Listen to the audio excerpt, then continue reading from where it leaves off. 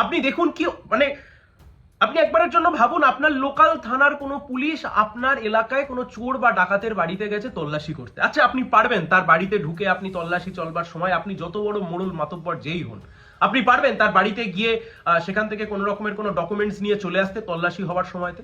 মুখ্যমন্ত্রী কিভাবে গেলেন? কে অ্যালাউ করলো? মুখ্যমন্ত্রী কি করে ঢুকলেন? মুখ্যমন্ত্রী কিভাবে গিয়ে সমস্ত কিছু নিয়ে বেরিয়ে আসলেন? তাহলে এটাকে কি বাংলার মানুষ সেটিং বলবে? না। রাজীব কুমারের সময়তে 2019 সাল, আমাদের প্রত্যেকের মনে আছে রাজীব কুমারের সময়তে চিটফান্ডের দুর্নীতির মামলায়, সেই সময়তে সারদা এবং রোজভ্যালি চিটফান্ডের দুর্নীতির মামলাতে সিবিআই যখন জিজ্ঞাসাবাদ করতে যাচ্ছে রাজীব কুমারকে, ঠিক সেই সময়তে রাজীব কুমারকে অ্যারেস্ট করা যাবে না, রাজীব কুমারকে জিজ্ঞাসাবাদ করা যাবে না বলে রাস্তায় বসে পড়েছিলেন মাননীয় মুখ্যমন্ত্রী।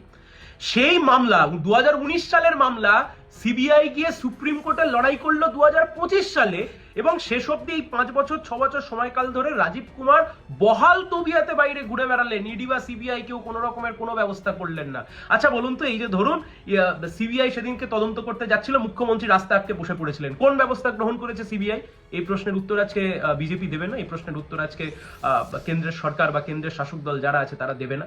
ঠিক একই রকম ভাবে আজকে আইপ্যাক, যে আইপ্যাক কার্যত তৃণমূলের প্রাণভোমরা, গোটা বাংলার মানুষ আমরা জানি যে তৃণমূলের নেতাদের কাছে তৃণমূলের যত না ইনফরমেশন আছে তার চাইতে ঢের বেশি ইনফরমেশন রয়েছে কার কাছে? না, ঢের বেশি ইনফরমেশন রয়েছে আইপ্যাকের কাছে।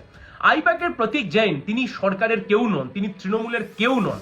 এমনকি খোদ মাননীয় মুখ্যমন্ত্রী যখন পার্থ চট্টোপাধ্যায় গ্রেপ্তার হন, পার্থ চট্টোপাধ্যায় শেষ যাকে ফোন করেছিলেন, যে লিস্ট রয়েছে অ্যারেস্টের সময়তে যে মেমো প্রিপেয়ার করা হয়েছিল, সেই মেমোতে যে ফোন নাম্বার দেওয়া ছিল সেটা মুখ্যমন্ত্রীর ফোন নাম্বার।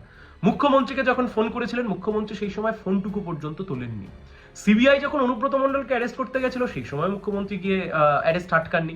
সিবিআই যে সময়তে আপনার জ্যোতিপ্রিয় মল্লিককে অ্যারেস্ট করতে গেল, সেই সময়তেও কেউ আটকায়নি। তাহলে আজকে প্রতীক জৈনের সময় থেকে মুখ্যমন্ত্রীকে দাঁড়াতে হলো কেন?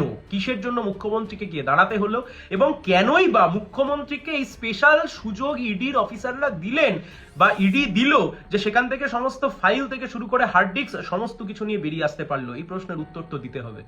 শুধু ভোট আসলেই এই নাটক? বাংলার বাচ্চা বাচ্চা ছেলেমেয়েরাও জানে